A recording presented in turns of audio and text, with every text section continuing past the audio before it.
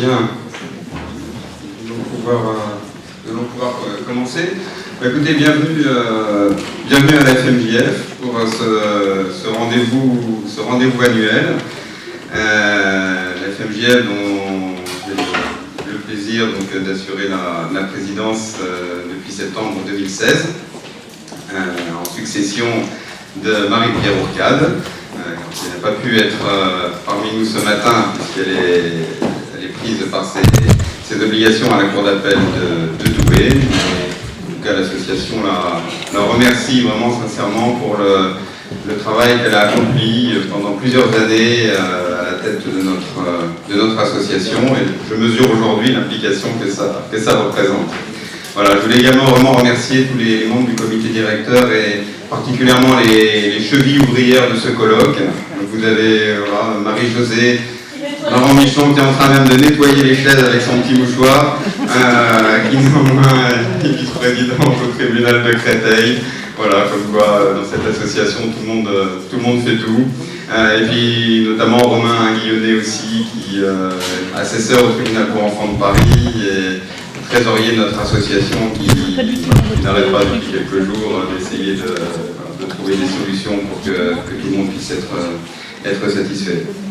Alors le colloque annuel est un moment fort pour nous parce que il correspond à un besoin qu'on ressent profondément de porter la réflexion autour des évolutions de la fonction de juge des enfants en lien direct avec tous les changements sociétaux.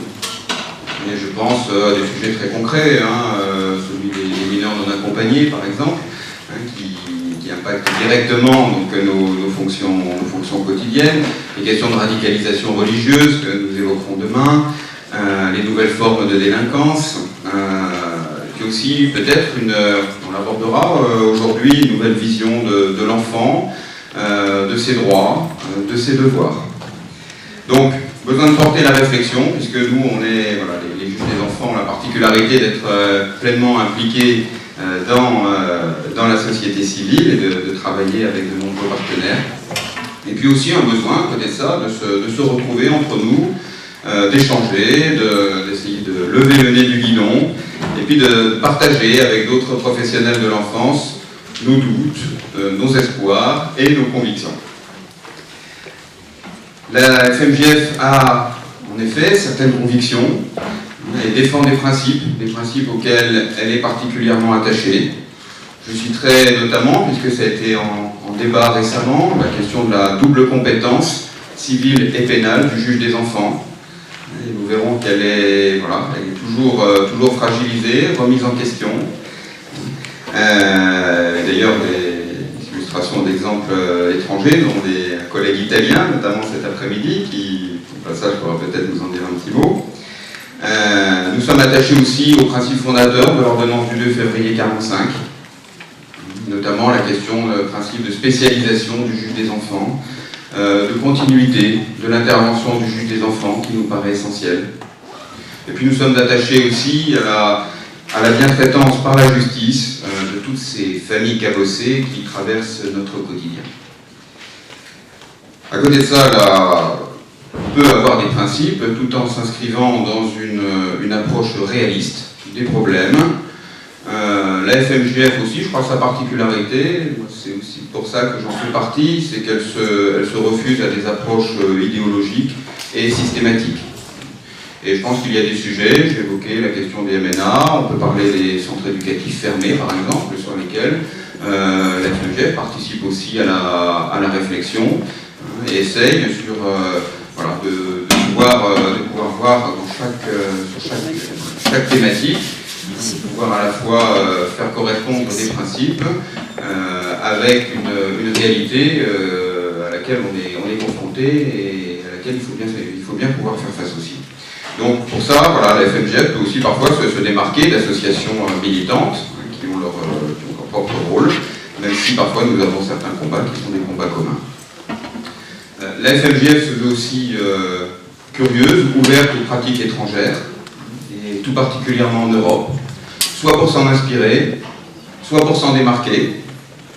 Et vous verrez notamment, je vous invite à être là à 13h30 pour la projection du documentaire, pour ceux, certains d'entre vous l'ont peut-être déjà vu, Les enfants volés d'Angleterre, qui est absolument édifiant, je redis terrifiant, mais je pense que c'est important qu'on puisse aussi voir comment les choses peuvent évoluer dans certains pays.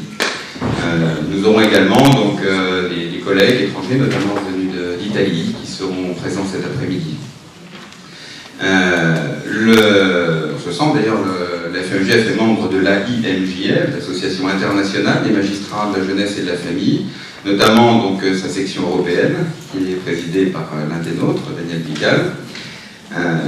Et nous envisageons d'ailleurs l'année prochaine nous souhaiterions pouvoir adosser notre colloque sur celui de l'AIMJF, qui se tiendra à Paris, à l'UNESCO, en vue, pourquoi pas, d'envisager un tour d'horizon justement des pratiques étrangères. Ça pourra peut-être être l'occasion de pouvoir comparer nos différents systèmes, nos différentes approches.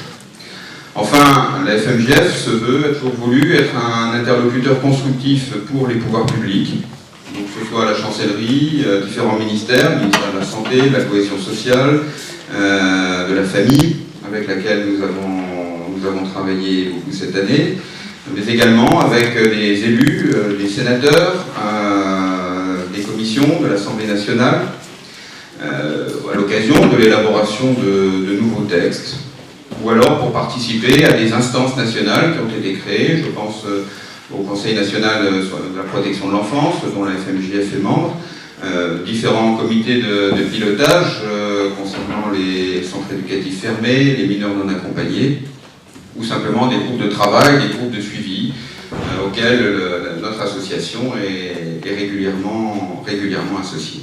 Donc voilà, pour toutes ces raisons, donc, nous avons besoin de vous, nous avons besoin d'adhérents, qui nous permettent aussi d'asseoir notre légitimité en tant qu'interlocuteur.